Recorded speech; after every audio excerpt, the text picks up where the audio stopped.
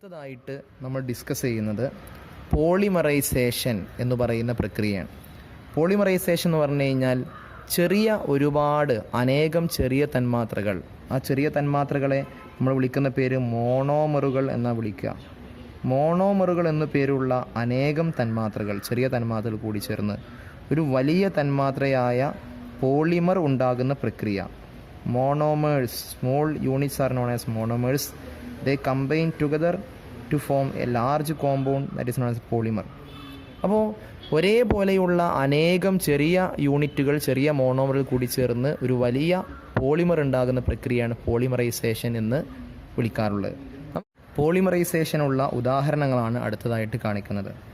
ഉദാഹരണം, ഈ പോളിമറൈസേഷനിൽ സാധാരണ രീതിയിൽ നമുക്ക് തരാറുള്ള ഉദാഹരണങ്ങൾ നിബന്ധനമുള്ള ആൽക്കീനുകളാണ് സാധാരണയായിട്ട് നമുക്ക് ഉദാഹരണങ്ങളായി തരാറുള്ളത്. ഉദാഹരണം CH2 ഡബിൾ ബോണ്ട് CH2, 2 കാർബണുള്ള നിബന്ധനമുള്ള ആൽക്കീൻ, അതായത് ഈഥീൻ എന്ന് പറയുന്ന ഹൈഡ്രോ കാർബൺ. ഈഥീൻ എന്ന ഹൈഡ്രോ കാർബൺ ഇതിന് മുമ്പിൽ N എന്ന് തരികയാണ്. N തന്നാൽ മനസ്സിലാക്കണം, number of ethene molecules are combine together എന്ന് പറഞ്ഞാൽ ധാരാളം ഈഥീൻ തന്മാത്രകൾ പരസ്പരം കൂടിച്ചേരുന്നു എന്നാണ് മനസ്സിലാക്കേണ്ടത്. അപ്പോൾ ഒരു അഭികാരകം, ഒരു റിയാക്റ്റൻ്റ് മാത്രമേ ഉള്ളൂ. പ്ലസ് എന്ന് പറഞ്ഞുകൊണ്ട് അടുത്ത അഭികാരകം ഇല്ലല്ലോ. അപ്പോൾ ഒരു അഭികാരകം, ഒരു റിയാക്റ്റൻ്റ് മാത്രം കൊടുത്ത് മുമ്പിൽ N എന്ന് കാണുകയാണെങ്കിൽ ഇത് പോളിമറൈസേഷനാണ്, പോളിമറൈസേഷൻ എന്ന പ്രക്രിയയാണ് തിരിച്ചറിയണം. അപ്പോൾ എങ്ങനെയാണ് ഇതിൻ്റെ ഉൽപ്പന്നമായ ഒരുപാട് ഈഥീൻ മോളിക്യൂൾസ്, ഈഥീൻ തന്മാത്രകൾ കൂടിച്ചേർന്നുള്ള പോളിമറിൻ്റെ ഘടന എങ്ങനെ വരക്കും? നമ്മൾ ആദ്യം മനസ്സിലാക്കേണ്ടത്, പോളിമറിൻ്റെ ഘടന വരക്കുമ്പോൾ നിബന്ധനത്തിൻ്റെ ഡബിൾ ബോണ്ടിൻ്റെ അപ്പുറവും ഇപ്പുറവുമുള്ള കാർബണും ഹൈഡ്രജനും മാത്രമേ മുകളിൽ എഴുതാൻ പാടുള്ളൂ. എന്ന് പറഞ്ഞാൽ ഈ തന്നിരിക്കുന്ന ഉദാഹരണത്തിൽ നിബന്ധനത്തിൻ്റെ ഡബിൾ ബോണ്ടിന് അപ്പുറവും ഇപ്പുറവും കാർബൺ ഹൈഡ്രജനും മാത്രമേ ഉള്ളൂ, വേറെ ആരുമില്ല. എന്നിട്ട് എന്ത് ചെയ്യണം? ഈ ഡബിൾ ബോണ്ട് മുറിക്കണം. മുറിച്ച് സിംഗിൾ ബോണ്ടാക്കി 2 അറ്റത്തും ചേർക്കണം. അപ്പോൾ ആദ്യം ഞാൻ ഡബിൾ ബോണ്ടിൻ്റെ അപ്പുറവും ഇപ്പുറവും ഉള്ള കാർബണും ഹൈഡ്രജനും മാത്രം എഴുതിയിട്ട് ഡബിൾ ബോണ്ട് മുറിച്ചു, ഞാൻ സിംഗിൾ ബോണ്ടാക്കി മാറ്റി. എന്നിട്ടോ ആ മുറിച്ച സിംഗിൾ ബോണ്ട്, ഡബിൾ ബോണ്ട് മുറിച്ചിട്ട് സിംഗിൾ ബോണ്ടാക്കി 2 അറ്റത്തും ഇടണം. എന്നിട്ട് ഒരു സ്ക്വയർ ബ്രാക്കറ്റ് ഇടണം. സ്ക്വയർ ബ്രാക്കറ്റിന് താഴെ N എന്നിടണം. ഇത് ഈഥീൻ ആണെങ്കിൽ ഇവിടെ ഉണ്ടായ പോളിമറിൻ്റെ പേര് പോളി ഈഥീൻ എന്നാണ്.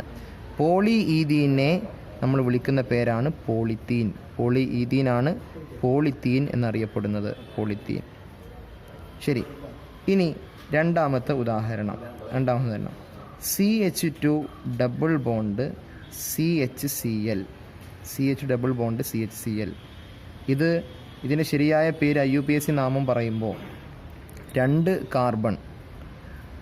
കാർബൺ ഉള്ള ആൽക്കീനെ നമ്മൾ ഈഥീൻ എന്ന് വിളിക്കും. ഇവിടെ Cl ഉണ്ടല്ലോ, അതുകൊണ്ട് ഇത് ക്ലോറോ ഈഥീൻ എന്ന് പറയുന്ന സംയുക്തമാണ്.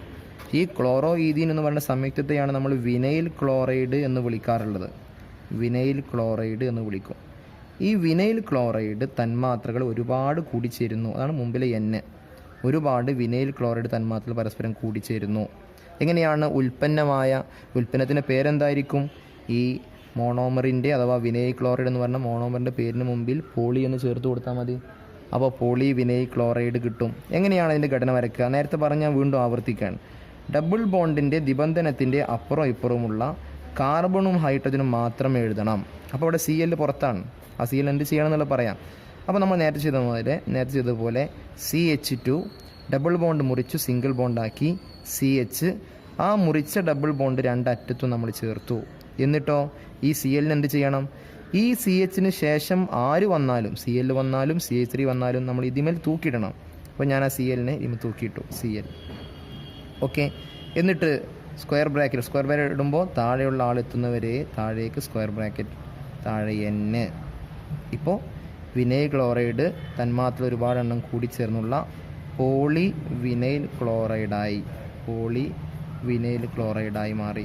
പോളി വിനൈൽ ക്ലോറൈഡിനെയാണ് നമ്മൾ PVC എന്ന് വിളിക്കാറുള്ളത്. ഇനി വേറൊരു ഉദാഹരണം തരികയാണ്.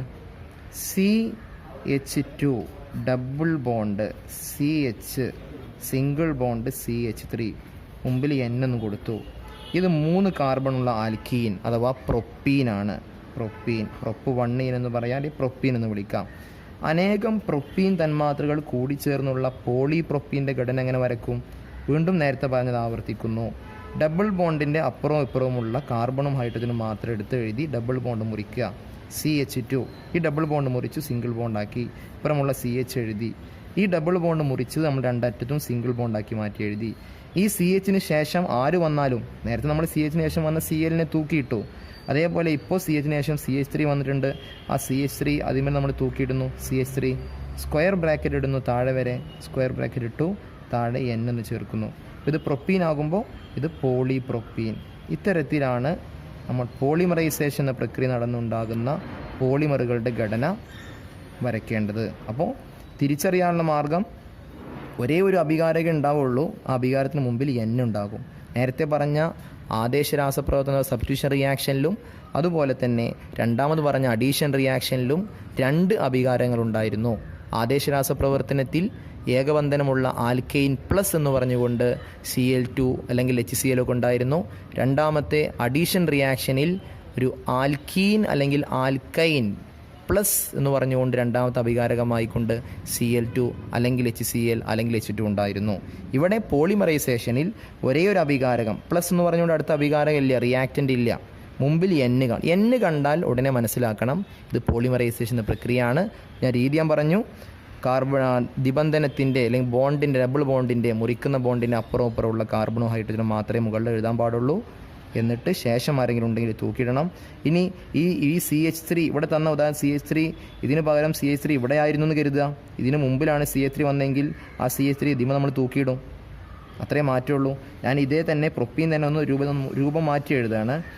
CH3 CH double bond CH2. ഇതും പ്രൊപ്പീൻ തന്നെയാണല്ലോ, പ്രൊപ്പീൻ തന്നെയാണ്. അപ്പോൾ എങ്ങനെ എഴുതും? ഇവിടെ പോളിമറൈസേഷൻ നടന്നാൽ എങ്ങനെയാണ് നമ്മൾ ഉൽപ്പന്നം എഴുതുക? ഇവിടെ ഞാൻ ഡബിൾ ബോണ്ടിൻ്റെ അപ്പുറം ഇപ്പുറമുള്ളത് മാത്രം എഴുതുന്നു. പോളിമറൈസേഷനാണ്, മുമ്പിൽ N ഉണ്ട്.